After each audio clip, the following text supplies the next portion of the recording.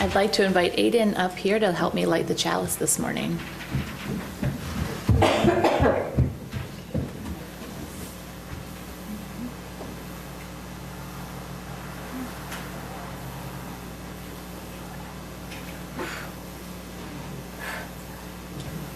We gather this hour as people of faith with joys and sorrows, gifts and needs. We light this beacon of hope, sign of our quest for truth and meaning, in celebration of the life we share together.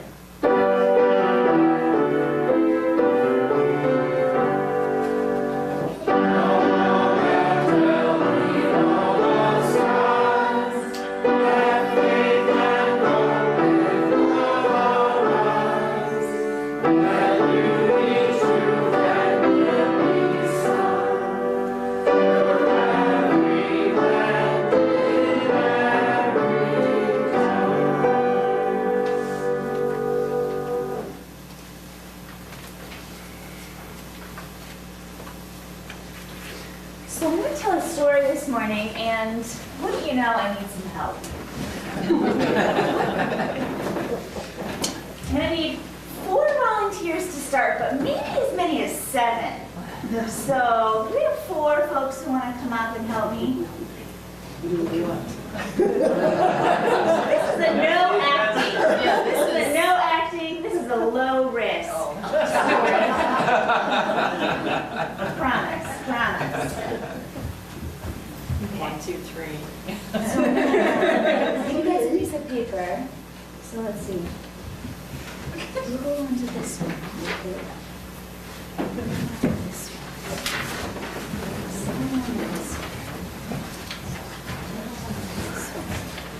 All right. So long ago and far away, or yesterday, or just around the corner. Almost. Not yet. There you go. I'll tell you when. All right. Long ago, far away, or yesterday, or just around the corner. Maybe somewhere halfway in between.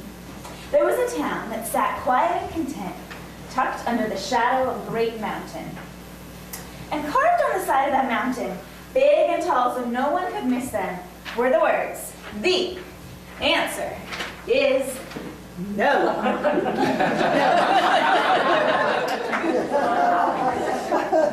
So no one knew where these words came from or why they were there.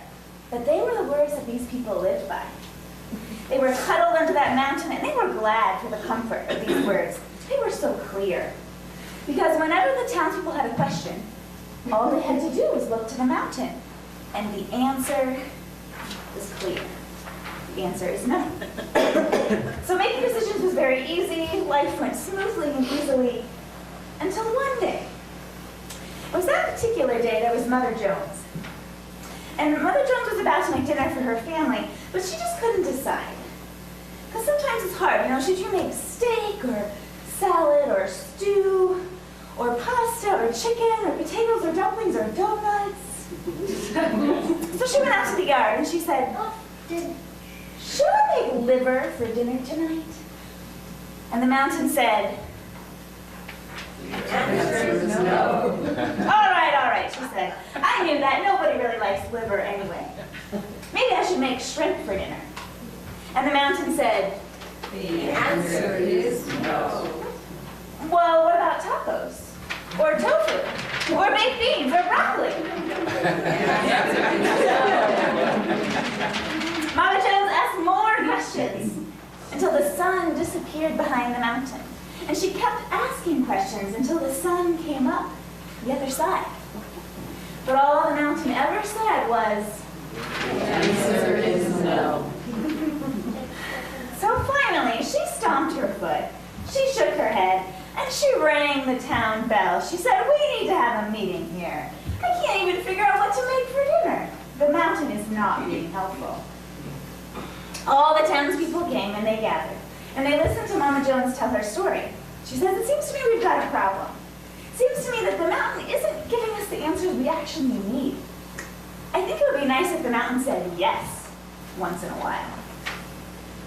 So the townsfolk listened to Mama Jones. They said, okay, but it's hard to make a change. Especially when it's been this trusty answer we've relied on for so long. But after a while, they thought and they agreed that yes, maybe it was time. So the stone carver went up. He made a few adjustments. And he cleared his throat and he said, I can do the carving, but I need you to know that it's going to say yes. And the people agreed. And they looked up to the mountain after a long day of the stone carver working, and the mountain said, The answer is yes. And Mama Jones, who knew she started all this trouble, came right up to the mountain and she said, should I make liver for dinner tonight? And the mountain said, The answer is yes. But Mama Jones shook her head again. She said, wait a second, nobody likes liver for dinner. That can't be right. My kids said they wouldn't even eat if I made them liver. Are you sure? I made my kids a promise that I wouldn't make them liver for dinner. Are you sure I should make liver for dinner? The mountain said, The answer is yes. oh no. Just like they were right back when we started. So the grumbling got louder, and it wasn't just Mama Jones, it was the other townspeople too, because they had lots of questions. And it didn't seem like the answer to, should I leave this town, or should I leave my husband, or should I leave my children, or should we make shrimp for dinner every night? That didn't make sense if the answer would always be yes. Finally, one of the littlest kids in the Jones family spoke up. Why does there have to be just one answer? Can't we have more than one answer in the mountain? This was something to think about. The townspeople were uncertain about this. But they mumbled and they grumbled and they thought, another change? We're going to have to make another change to our tradition of the mountain? And finally they listened. And they said, all right, stone carver, we need you to make a mountain that says, the answer is sometimes yes, and sometimes no, and sometimes wait and see, and sometimes I just don't know. And the stone carver kind of wiped his forehead and looked at his tools and was like, gosh, I'm pretty tired going up that mountain. That's kind of a long answer. Do you think I can fit that on the mountain? That's going to take a long time. But I'll try. But for the meantime, I'm going to put up a sign until I get all that work done. So the stone carver put up a sign just for the temporary. It said, the answer is under construction.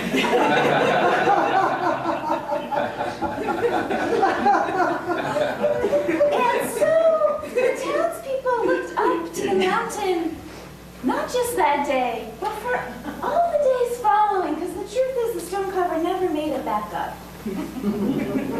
And yet the people found that they could live with this tradition of knowing that the answer is under construction.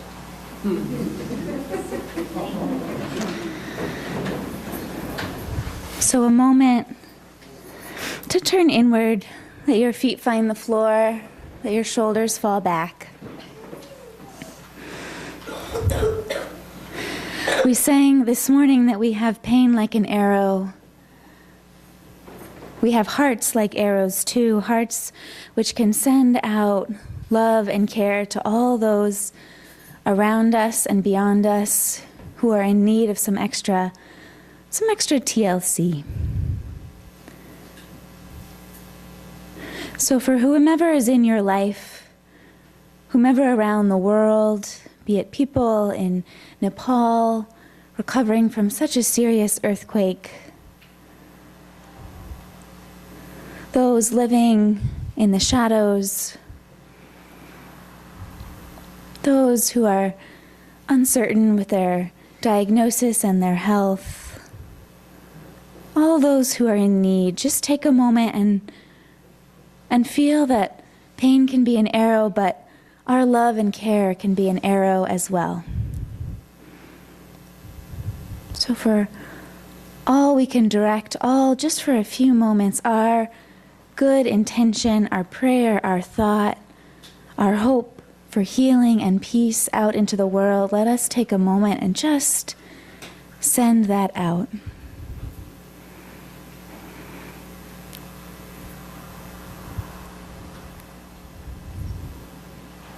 For hearts that are tender, for hearts that are strong, we are woven together, each one to another. One body, dependent on each other more than we even know. Amen. Blessed be.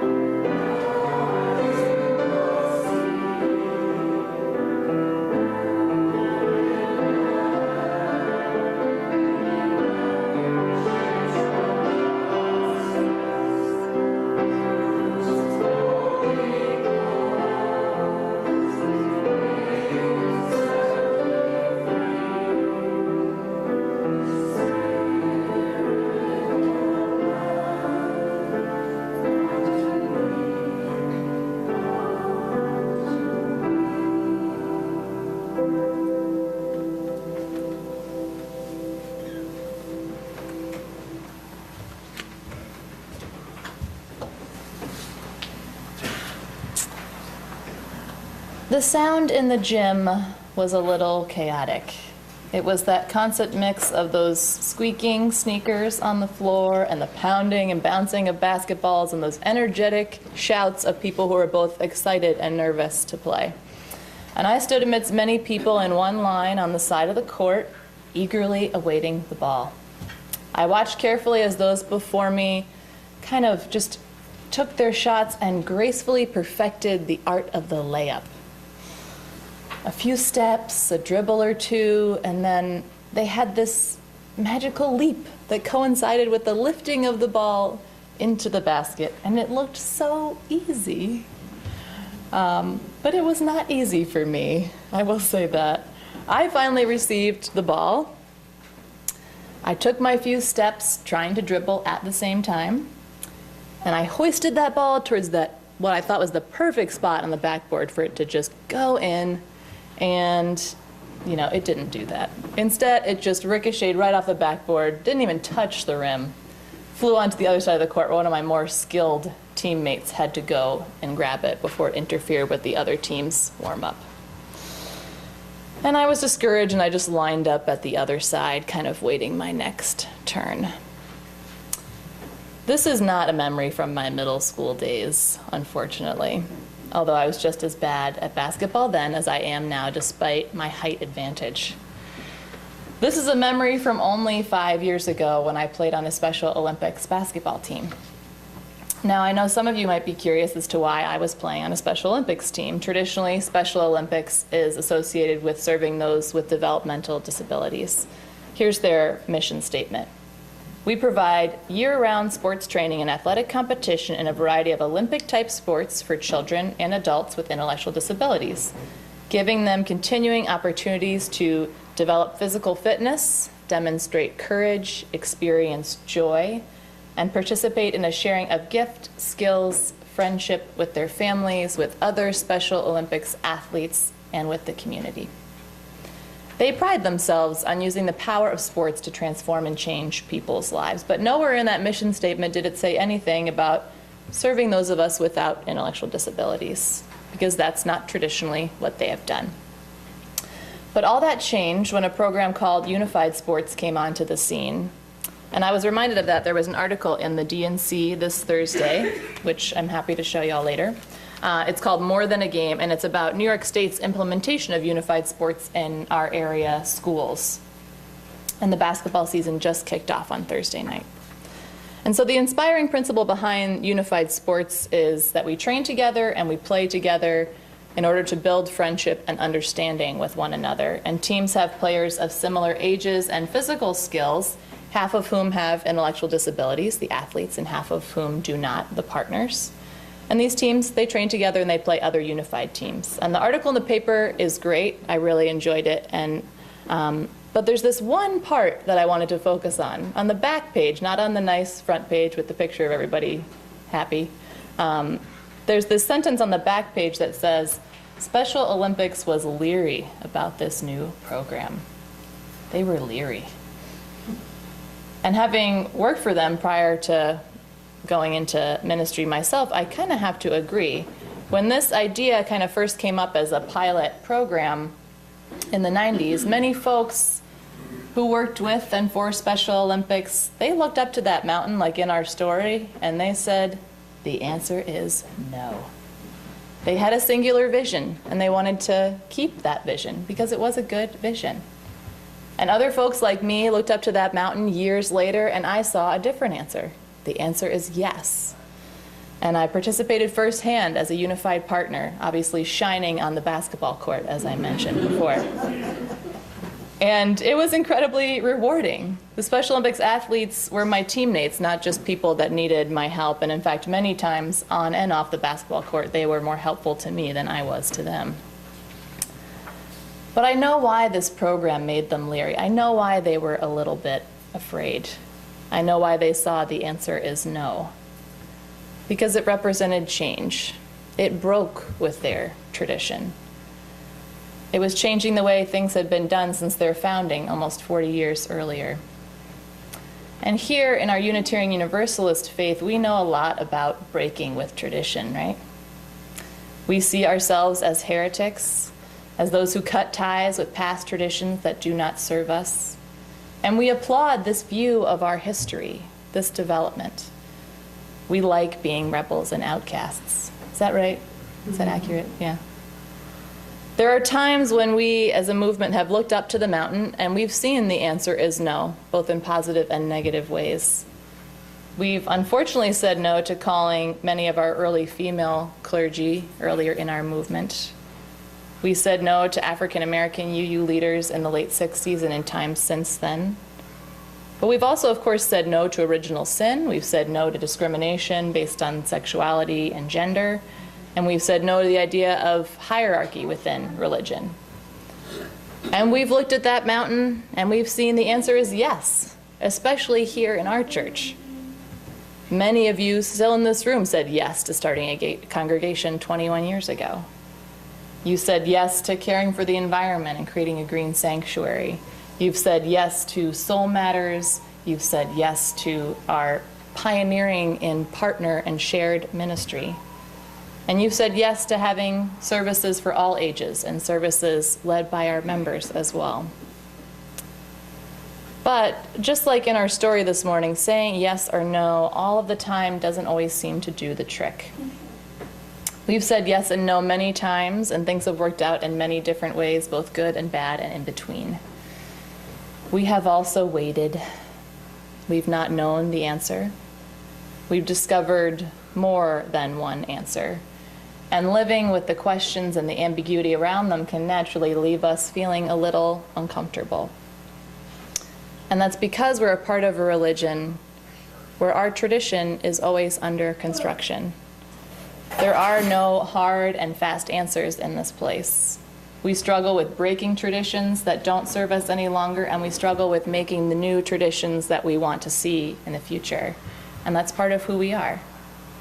And one of the most helpful reminders that I've had while here, when I'm struggling with wanting an answer, not having an answer, not knowing the answer, is a piece of paper I found downstairs in our RE storage space. And I don't know what happened to the original, but I recreated it since it's easy to recreate. I'm going to hang it up here.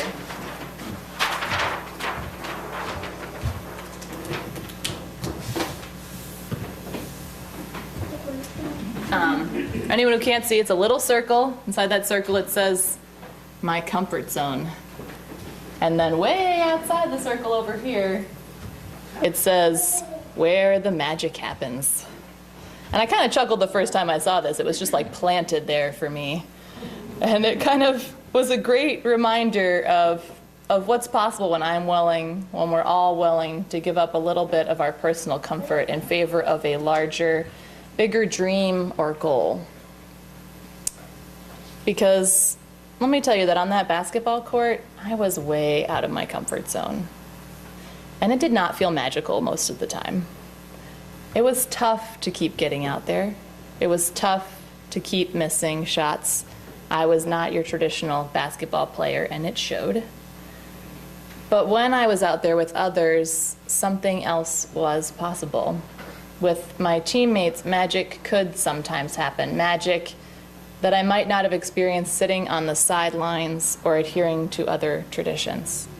And yes, I even did make a basket that season, but I think it was just one.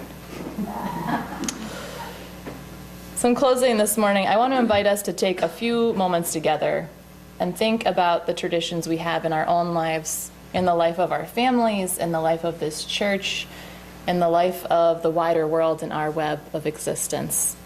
So take a deep breath with me as we consider these questions.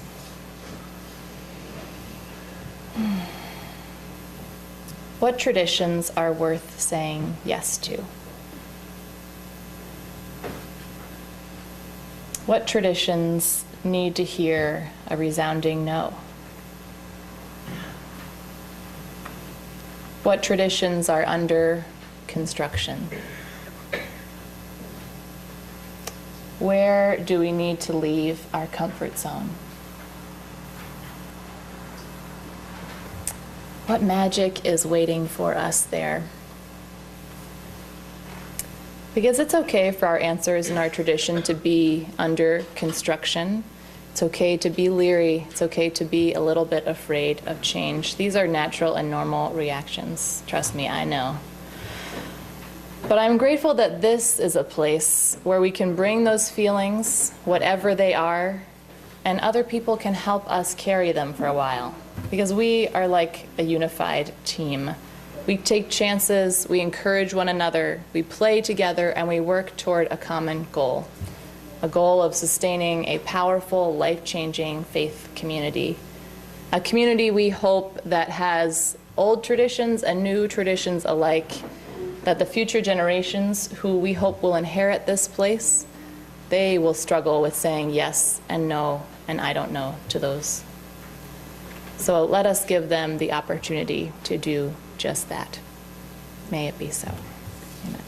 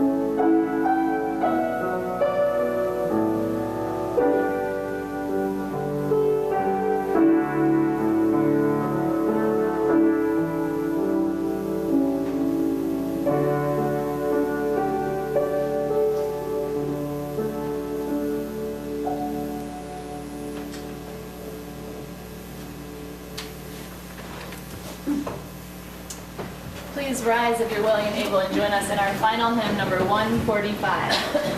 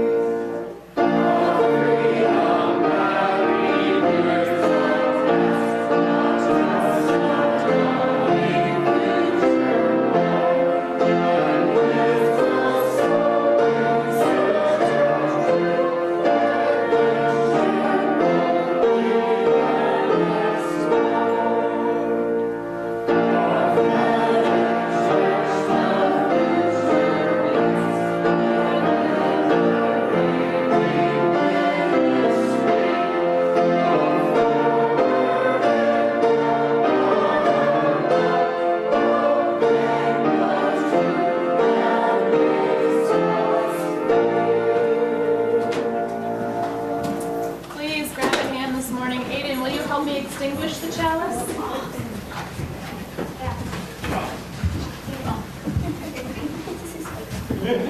All right. We extinguish this flame, but not the light of truth, the warmth of community, or the fire of commitment. These we carry in our hearts until we are together again.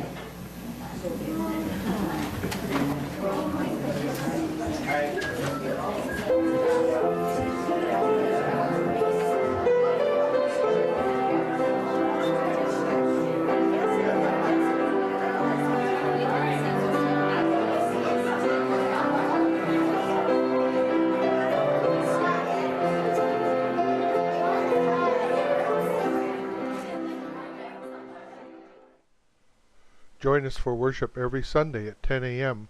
at the Unitarian Universalist Church of Canandaigua, a welcoming congregation. We are located at 3024 Cooley Road, 4 miles west of South Main Street, Canandaigua, just north of the intersection with Routes 5 and 20. Look for the blue signs just before the turn. Your comments about this program or questions about the church are welcome at 585-396-1370 or at our website, www.canandaiguauu.org. Producer and editor, Daniel Brigham.